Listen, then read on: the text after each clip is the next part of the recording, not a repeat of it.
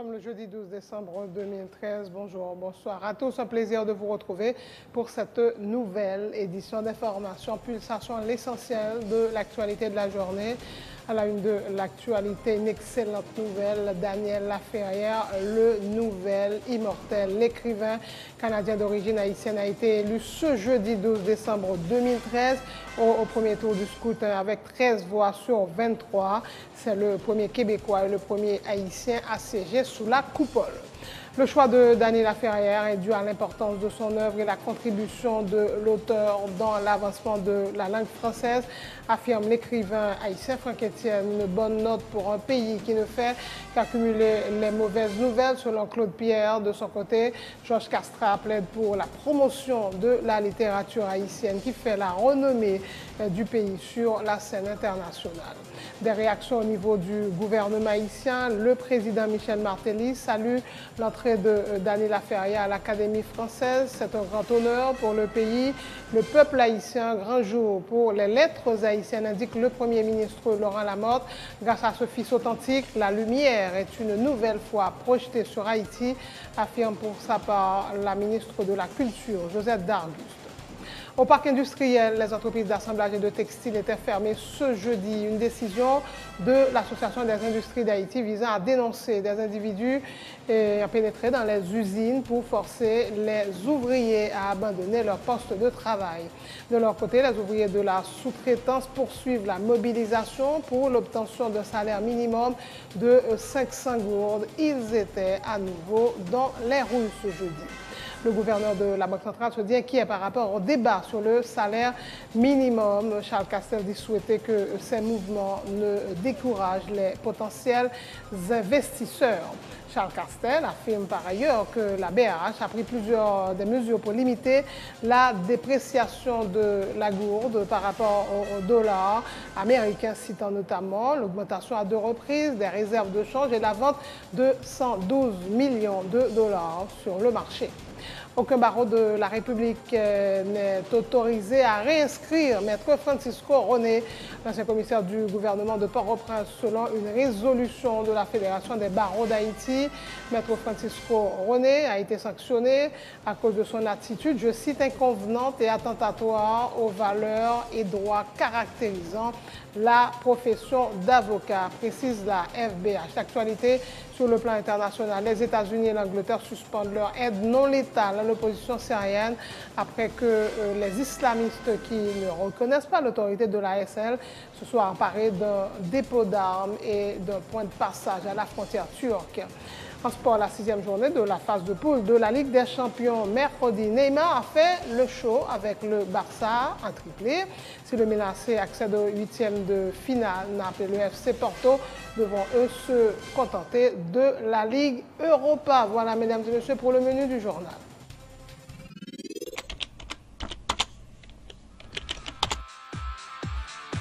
Bienvenue à cette édition d'information Pulsation, l'essentiel de l'actualité de la journée. Merci de votre fidélité. Bienvenue dans ce premier numéro de Pulsation Week-end.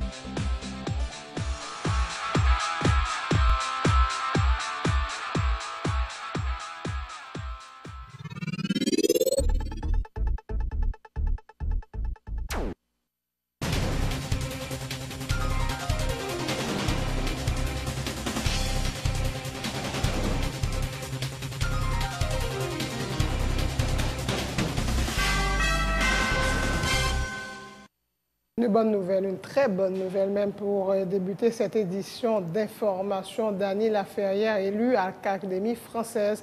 L'écrivain canadien d'origine haïtienne a été élu ce jeudi 12 décembre 2013 au fauteuil de l'auteur d'origine argentine Hector Biancotti, mort le 12 juin 2012, annonçait l'institution dont les statuts n'imposent aucune condition de titre ni de nationalité.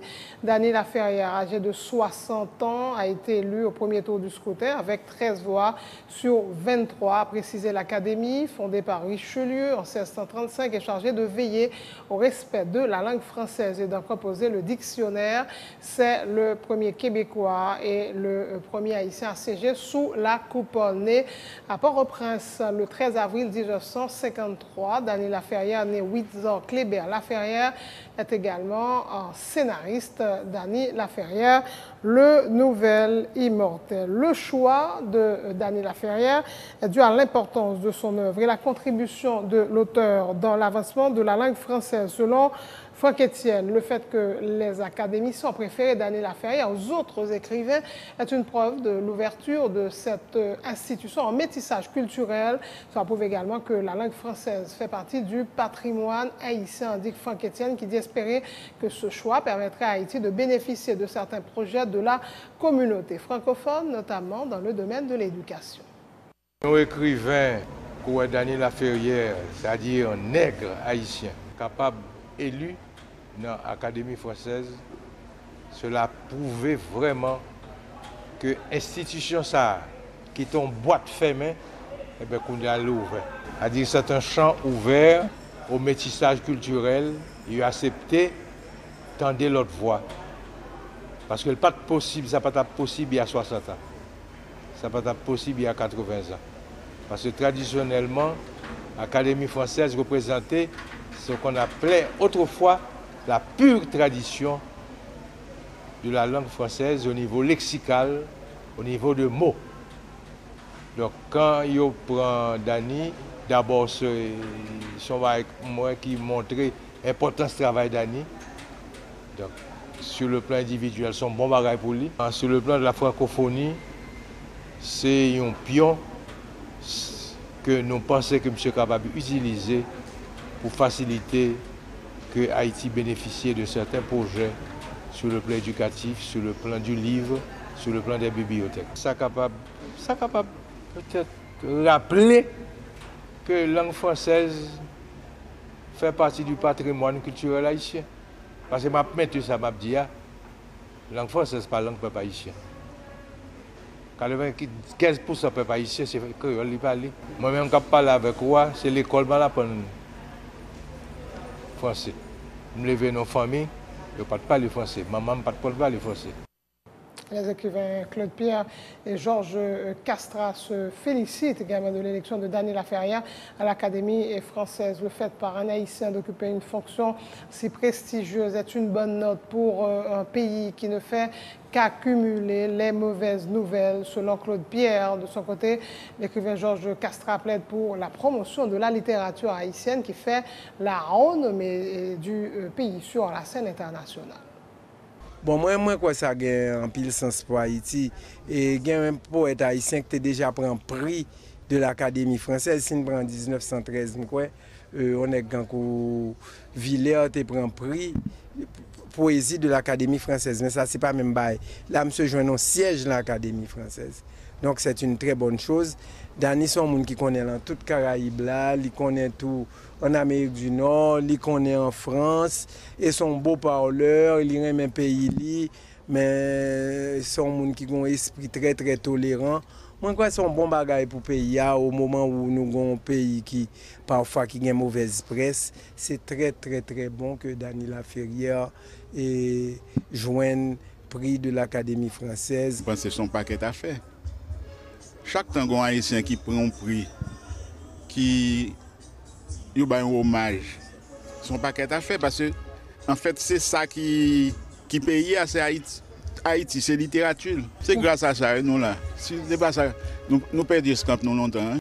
Des réactions au niveau du gouvernement, c'est un honneur pour les Haïtiens qui ont toujours honoré le savoir et l'ouverture de ce grand auteur. Ensuite, une preuve de l'acte d'écrire sur le temps et une fierté pour les autres écrivains de sa génération, ainsi que les jeunes écrivains, affirme le chef de l'État, Michel Martelly, qui salue l'entrée de Dany Laferrière à l'Académie française.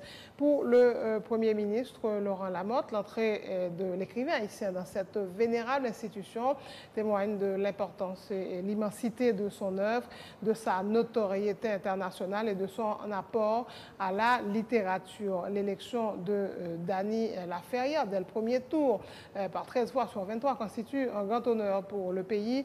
Le peuple haïtien représente un grand jour pour les lettres haïtiennes. Grâce à ce fils authentique, la lumière est une nouvelle fois projetée sur Haïti, affirme la ministre de la Culture, Josette Darguste. Elle invite les Haïtiens, particulièrement les jeunes, à marcher sur les pas de l'immortel Dany qui manie avec une audacieuse dextérité l'écriture, les mots, la poésie d'expression française à côté de sa langue maternelle, le créole. Autre point de l'actualité, au parc industriel, les entreprises d'assemblage et de textile étaient fermées ce jeudi 12 décembre. Une décision de l'Association des industries d'Haïti qui dénonce des individus qui ont pénétré mardi et mercredi à l'intérieur des usines pour forcer les ouvriers à abandonner leur poste de travail. Il est important que le gouvernement, la direction générale de la SONAPI ainsi que les responsables de la sécurité publique prennent toutes les dispositions nécessaires afin que les entreprises, tant à la SONAPI qu'en dehors du parc, puisse fonctionner, que le droit au travail des ouvriers et ouvrières soit garanti. Ces incidents violents contribuent à décourager les investisseurs haïtiens et étrangers avec comme conséquence l'aggravation du chômage en Haïti. Et de leur côté, les ouvriers de la sous-traitance poursuivent la mobilisation pour l'obtention d'un salaire minimum de 500 gourdes. Ils étaient à nouveau dans les rues ce jeudi après le sénateur Steven Benoît, le président du Sénat, de Simon Dera. C'est au tour du président de la Chambre basse d'apporter son soutien aux ouvriers. Le député Jean-Tolbert Alexis fustige le Conseil supérieur des salaires qui a fixé le salaire minimum à 225 gourdes. C'est un rapport illégal qui va à l'encontre de la loi sur le salaire minimum voté en 2009, a-t-il dit. Suivez ce reportage d'Emmanuel Paul. Pour la troisième journée consécutive, les ouvriers du secteur textile ont manifesté pour exiger un salaire minimum de 500 gourdes. Une fois de plus, ils se sont tournés vers les parlementaires dont ils souhaitent obtenir le soutien. Je dis à faire nous 3 jours depuis nous venons au Parlement, nous avons gommé pour 500 gouttes. Demander pour 500 gouttes là, respecter pour le président Martelly, prendre conscience, penser, l'eau est l'entrée pour les nous 500 gouttes, nous avons voté déjà. Nous ne sommes pas capables encore, nous ne voulons pas 225 gouttes, nous voulons 500 gouttes. Nous avons payé, nous avons 6 personnes à l'école pour nous manger, nous avons l'autre activité à faire. Si nous avons touché 45 $, jusqu'il y a un monde qui travaille dans la factory, à privé posséder même son pièce pour le retirer. Mais cette fois-ci, nous disons que ce n'est pas capable encore, nous avons volé trop. En plus du salaire minimum de 500 gourdes, les ouvriers réclament également le paiement d'un an d'arriéré de salaire et des avantages sociaux. Ils ont remis leur cahier de revendication au président de la Chambre basse. Payer ouvriers arriéré salaire depuis 1er octobre 2012 pour arriver jusqu'à aujourd'hui. Respecter 8 heures de temps de travail, la loi mandataire. Payer temps supplémentaire travailleurs. Respecter droit à dignité travailleurs. Camper sous toute forme représailles sous ouvriers, tant que révocation arbitraire et illégale. Lettre de blâme sans raison valable. Jean-Tolbert Alexis est très sensible aux revendications des ouvriers. Le président de la Chambre basse met en garde les patrons contre toute révocation arbitraire des ouvriers pour avoir exigé un meilleur traitement salarial. M'a dit nous que le Parlement, Chambre basse, a solidaire ensemble avec nous à toute revendication ça yo, et m'a tout dit nous tout. Si après mobilisation ça yo, gagne une révocation arbitraire, nous mettons tourner dans le Parlement, nous mettons tourner dans la Chambre basse là, vinn dire nous ça nous-mêmes pour nous comprendre qui ça pour nous faire parce que manifester revendiquer son droit nous gagner, faut que patron yo pas faire révocation arbitraire depuis nous ta ouais révocation arbitraire, nous pas besoin hésiter venir là parce que nous-mêmes c'est pour ça nous là pour nous veiller à ce que droit pas nous droit ouvrier respecter. Jean-Tolbert Alexis fustige le Conseil supérieur des salaires qui a fixé le salaire minimum à 225 gourdes. C'est un rapport illégal qui va à l'encontre de la loi sur le salaire minimum votée en 2009, a martelé le parlementaire. Je pense que le travail que le Conseil salaire a fait, c'est un mauvais travail. Parce que le Conseil salaire n'a pas gagné compétence pour le capable. Le Conseil salaire n'a pas de compétence pour le fixer ça le faire. Et nous allons convoquer le ministre des Affaires sociales là nous-mêmes dans la semaine prochaine. Et là, ça me mais nous tous venons là, pour le ministre des Affaires sociales, là, capable de prendre responsabilité. Nous-mêmes, nous responsabilité, pas nous, parce que la loi fin votée, sa loi dit que fait, sa loi prévoit que vous faites ça, c'est lui pour faire. L'article 2.2 de la loi du 6 octobre 2009 stipule qu'à partir du 1er octobre 2012, pour les établissements industriels tournés exclusivement vers la réexportation et employant essentiellement leur personnel à la pièce ou à la tâche, le prix payé pour l'unité de production, notamment la pièce, la douzaine, la grosse, le mètre, doit être fixé de manière à permettre au travailleur de réaliser pour sa journée de 8 heures de travail au moins 300 gourdes. Le salaire minimum de référence dans ces établissements étant fixé à 200 gourdes. Le gouverneur de la Banque centrale se dit inquiet par rapport au débat sur le salaire minimum. Charles Castaldi souhaitait que ces mouvements ne découragent les potentiels investissements. Il affirme par ailleurs que la BAH a adopté des mesures pour limiter la dépréciation de la gourde par rapport au dollar américain. C'est notamment l'augmentation à 2 reprises des réserves de change et la vente de 112 millions de dollars sur le marché. D'autre part, le gouverneur de la BAH annonce la mise en circulation durant le mois de décembre de 40 millions de nouveaux billets de 20 gourdes en don du gouvernement en Brésil et Haïti. Nous sommes très inquiets au niveau Banque centrale parce que son secteur qui est en compétition avec le monde, ça que nous avons regardé là au niveau, tout débat au niveau salaire minimum, il inquiété et nous ne pouvons pas que Haïti perde des jobs de ce fait. Banque centrale fait un paquet d'interventions pour limiter la dépréciation de là, pour soutenir là. Et 2 bagages que Banque centrale a fait principalement, là où commencé à gagner une accélération dans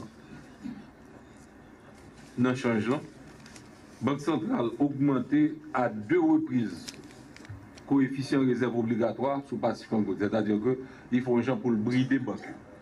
Pour que justement, les gens ne puissent pas demander trop de dollars sur le marché, etc. Et en même temps, la Banque centrale vend 112 millions de dollars sur le marché changeant pour l'année 2012-2013. Par exemple, l'année ça, balance des paiements, nous, les gagnants ont un plus gros déficit. Parce que l'importation a augmenté de 9%, alors que le transfert public a baissé. Ça veut dire que l'argent ONG t'a venu avec eux, etc., ils ont baissé. Ce n'est pas appui budgétaire qui a baissé. Au niveau de stabilité, Premier ministre, c'est ça que fondamentalement que nous devons dire. La Banque centrale a des réserves de l'ordre de 1,1 milliard de dollars. Nous réussissons à faire grâce à une bonne discipline fiscale. Parce que pas une banque centrale qui a réussi une bonne politique monétaire sans pendant fiscal. Nous mettons 20 gouttes sur le marché là, pour décembre là, qui t'a supposé venir, bail monio, bel billet, etc. Billets 20 gouttes. Parce que nous recevons 47 millions de billets que nous décommandons du Brésil. Et d'ailleurs, son don de l'État brésilien à l'État haïtien. Sans transition, aucun barreau de la République n'est autorisé à réinscrire Maître Francisco René, l'ancien commissaire du gouvernement de Port-au-Prince, selon une résolution de la Fédération des barreaux d'Haïti. Maître Francisco René a été sanctionné à cause de son attitude inconvenante et attentatoire aux valeurs et droits caractérisant la profession d'avocat, précise la FBH.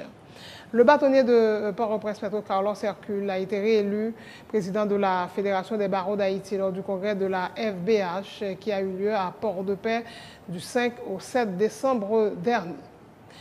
La direction centrale de la police judiciaire travaille sur le dossier de l'agression du journaliste de radio Vision 2000, succès à Estinville, blessé par balle mardi à la Lue alors qu'il revenait d'une banque commerciale. Le porte-parole adjoint de l'institution policière informe que plusieurs autres dossiers, notamment ceux relatifs aux assassinats du professeur Jean-Roland Lucien le 22 novembre dernier, du pasteur Simon Berléus, le 23 de l'ingénieur Hervé Barrault, le 2 et du policier Adonis Yves le 9 décembre, selon Gary Desrosiers. Pour la période allant du 15 novembre au 12 décembre, les forces de l'ordre ont appréhendé 55 individus pour tentative d'assassinat, vol à main armée, viol et confisqué 4 armes à feu, un véhicule et 4 motocyclettes.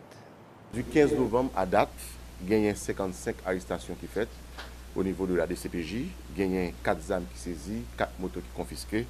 Il y a 831 $ américains qui saisis. Il y a 162 000 goudes qui saisis, un véhicule confisqué et il y a 4 viols sur mineurs qui sont enregistrés. C'est des mineurs de 8 à 16 ans qui ont violé. Et dernier, c'est Tony Antoine qui a 52 ans qui violé un mineur de 8 ans.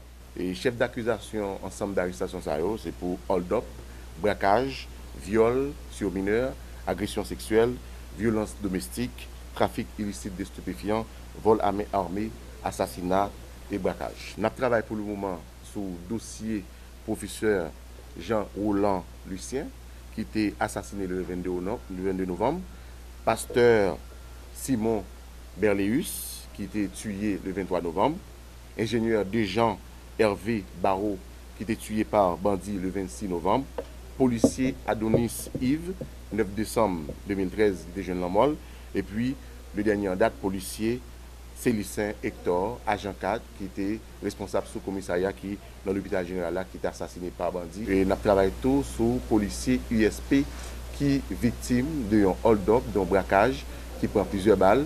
Pour le moment, nous avons dit que l'enquête n'a pas avancé pour policier ça, parce que nous avons des pistes et des CPJ a avancé sur l'enquête là. Nous travaillons tout sur le dossier journaliste Vision 2000 et le matin qui est victime et pendant que les sorties dans la banque qui se font un tirage.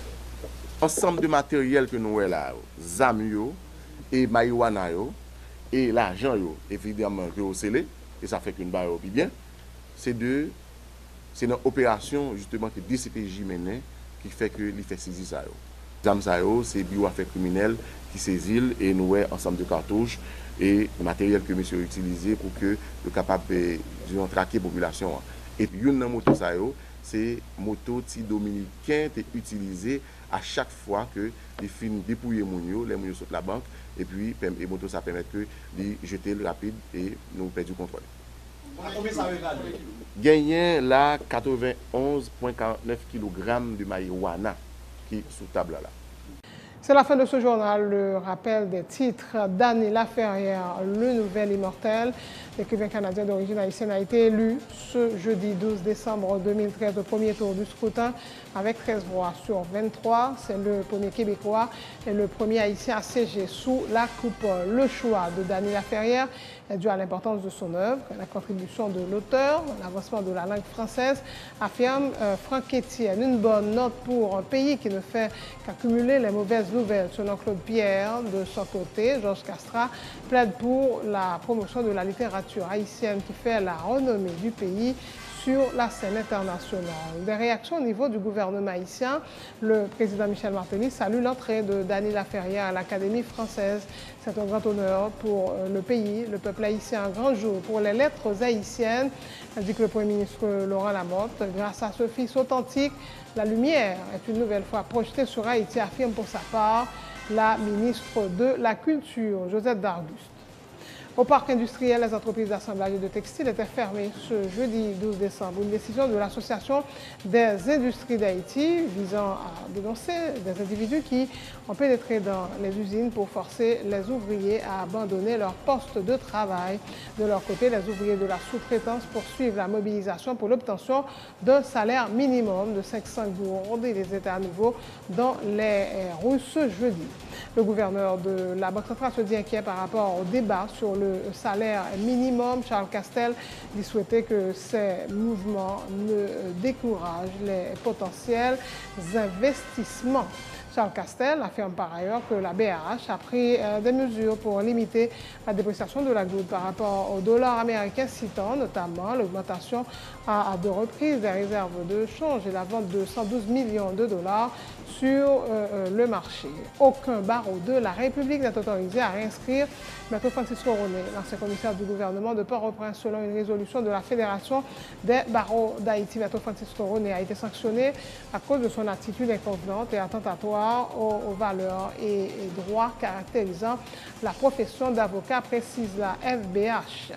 Les États-Unis et l'Angleterre suspendent leur aide non létale à l'opération syrienne après que les islamistes qui ne reconnaissent pas l'autorité de l'ASL se soient emparés d'un dépôt d'armes et d'un point de passage à la frontière turque. La 6e journée de la phase de poule de la Ligue des Champions, mercredi, Neymar a fait le show avec le Barça. Si le Milan accède au 8e de finale, Naples et le FC Porto devront eux se contenter de la Ligue Europa. Merci de votre attention. Bonne suite de programme sur Télé Pluriel.